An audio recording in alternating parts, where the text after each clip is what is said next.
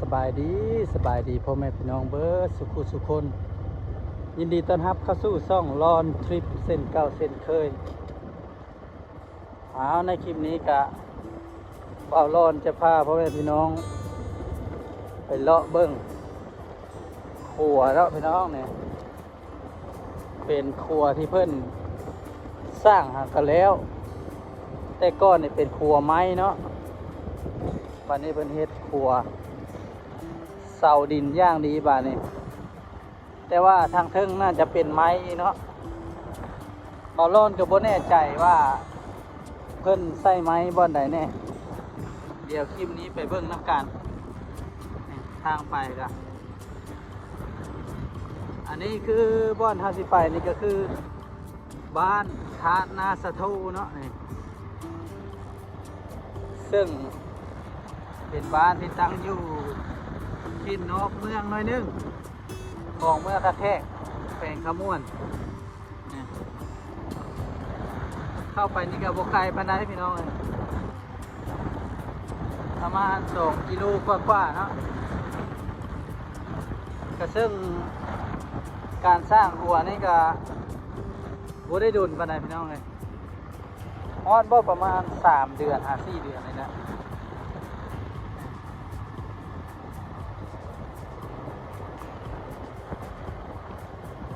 ในการสร้างโครงการนี่ก็เป็นบริษัทเพิ่นรับเหมาเนาะมี3 บ่อนพี่น้องครัวนี่บ่ว่าจะเป็นบ้านทานนาสะโทนี้บ่อนที่1เนาะบ่อนที่2ก็คือบ้านท่าแค่บ่อนที่3ก็คือบ้านโพนดูบ่อนเฮาสิไปก็คือบ้านทานนาสะโท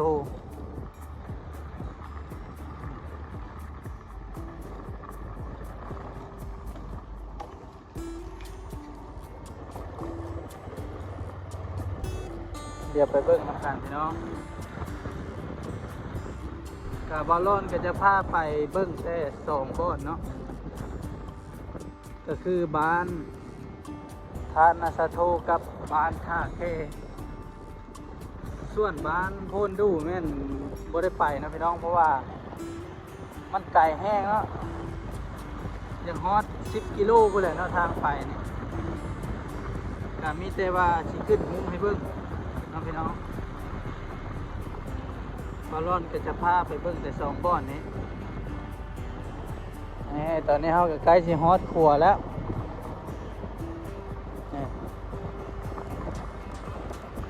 แต่นี่ก็จะเป็นทุ่งนา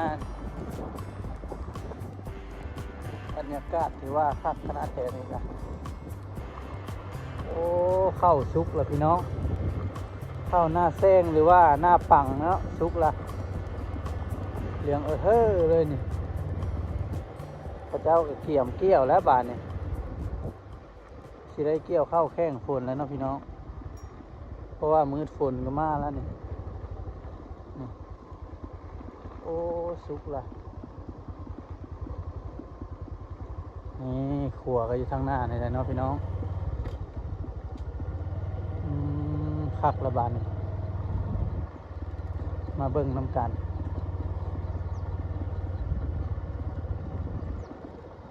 นี่แล้วเรียบร้อยเนาะถือว่าสูงขึ้นก็ก้าวลายเนาะนี่โอ้ทางเทิงมันจะเป็นไม้นะพี่น้องนี่เสาจะเป็นเสาดินเดี๋ยวไปเบิ่งน้ำกัน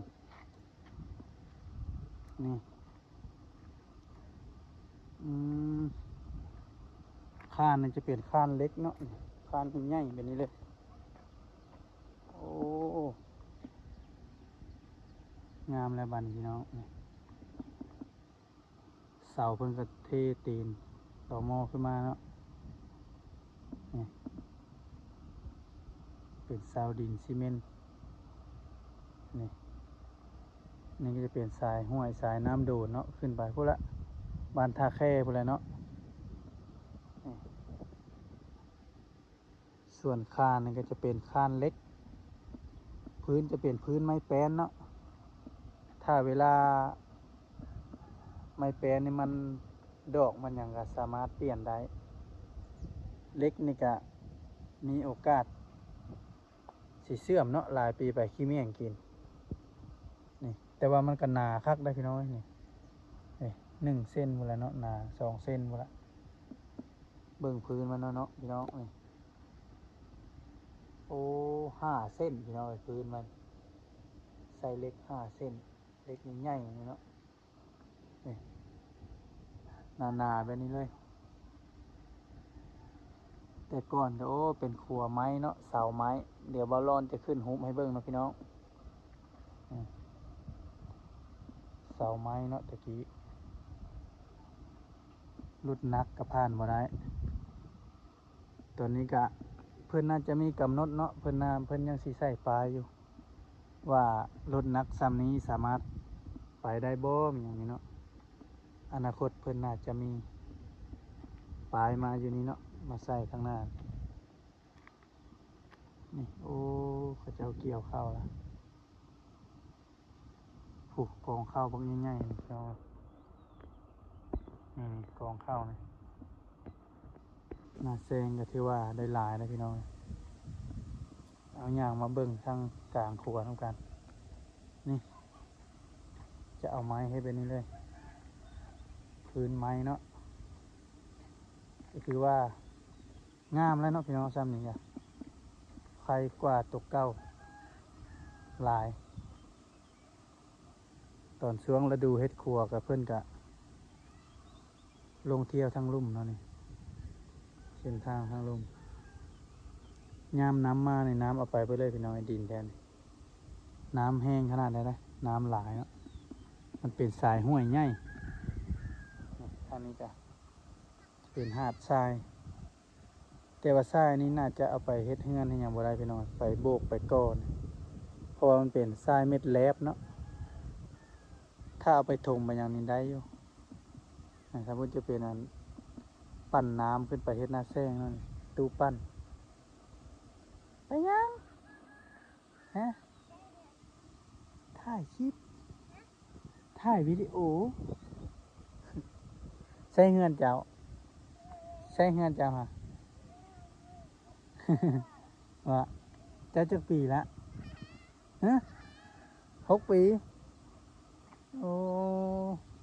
ระวังรถเด้อระวังรถมาเด้ออีกน้อยเนาะก็จะมาเลาะลิ้นอันนี้พี่น้องมาเบิ่งทางนี้กันนี่หน้าแซงพี่น้องโอ้เหลืองคักเลยนี่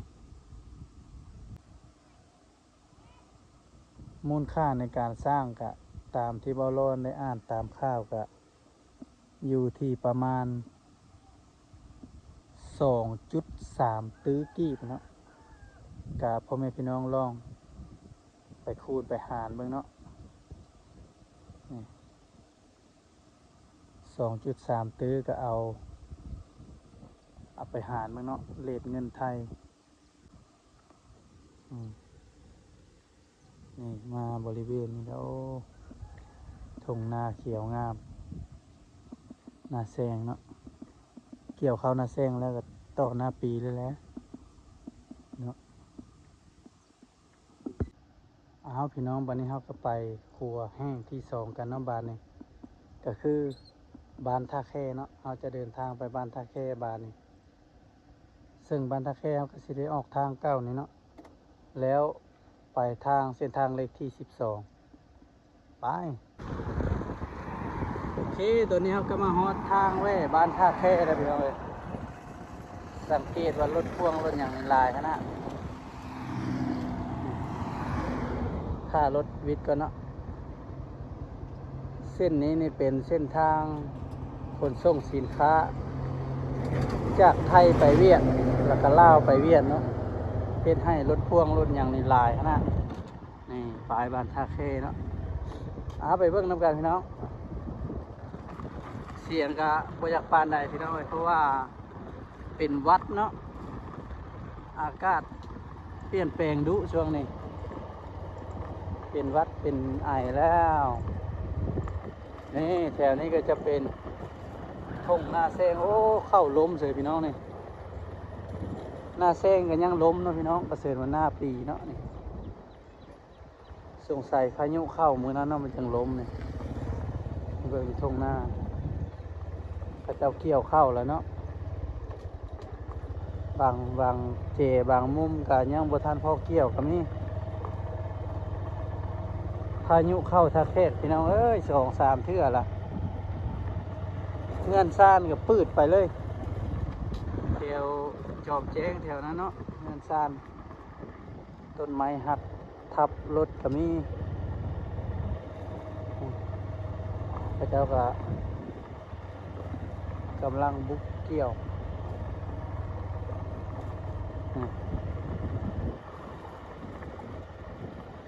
โอ้เจ้าเกี่ยวได้หลายแล้วพี่น้อง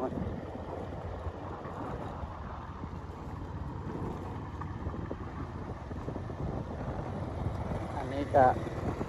เป็นทางเข้าบ้านท่าแค่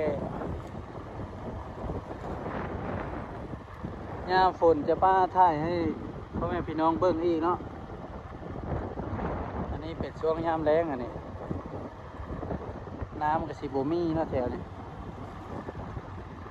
ถ้ายามฝนโอ้น้ำหลายจะได้เป็นระยะพี่น้องแถว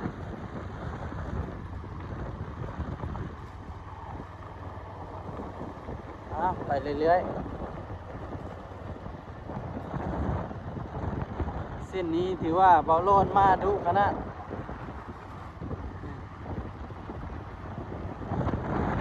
หัวก็อยู่ทางหน้าเนี่ยใกล้สิฮอดแล้วเพิ่นว่าเพิ่นสิเฮ็ดบุญเฉลิมฉลองครัวไหม้เนาะบ้านตาแคนี่ก็ได้ยินข่าวมาว่าแบบนั้น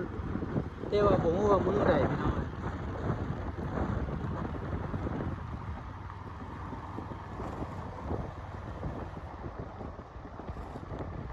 ดอกคูณถือว่ายังโบลุ่นอยู่เนาะนี่พี่น้องโบแม่นมือนี้บ่นี่แนมไปเห็นรถลายขนาดโบแม่นมือนี้บ่จักเพิ่นเฮ็ดบุญเฉลิมฉลองขัวไม้นี่แนมไปเห็นรถเต็มอยู่เนาะทางผู้ไปเบิ่งน้ำกันว่าแม่นหรือบ่แม่นเนาะก็ร้อนก็มาแบบงงๆเลยมื้อนี้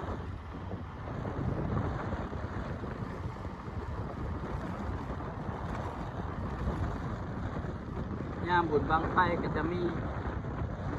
บุญบังไฟเนาะพี่น้องบุญช่วงเฮือเนาะอยู่บ้านตาแคนี่ครับนี่เป็นเฮ็ดทุ่งกันอย่างจะดีได้บ้านตาแคนี่ชาวบ้านจะมาเฮ็ดครัวกันหลายนะ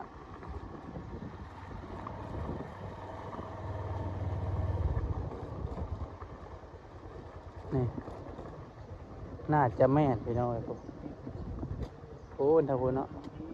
โอ้คนหลายนะนี่รถเต็มวัดเลยเนาะนี่อันนี้เป็นหัวบ้านท่าแค่นี่ประเทศสไตล์เดียวกันครับบ้านทานาซาโทนั่นแหละพี่น้องเลยนี่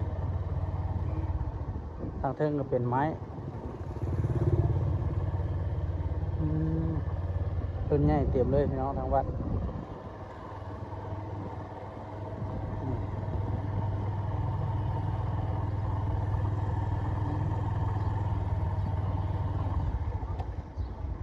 นี่พี่น้องมุมนี้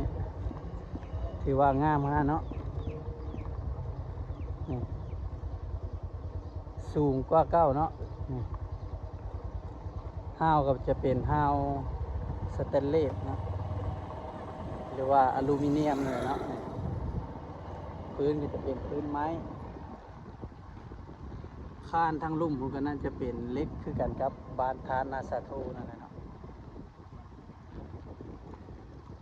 เดียวมาจอดเบิ่งทางลุ่มกันนะพี่น้องโอ้ขี้งัวหลายขนาดนั้นเลยถามข้าเจ้าว่าโบแม่นเนาะบุญฉลองครัวนี่เป็นบุญข้าเจ้าทอดต้นเนาะนี่โอ้นี่ทางพื้นก็เป็นพื้นเล็กคือกันพี่น้องนี่ อืม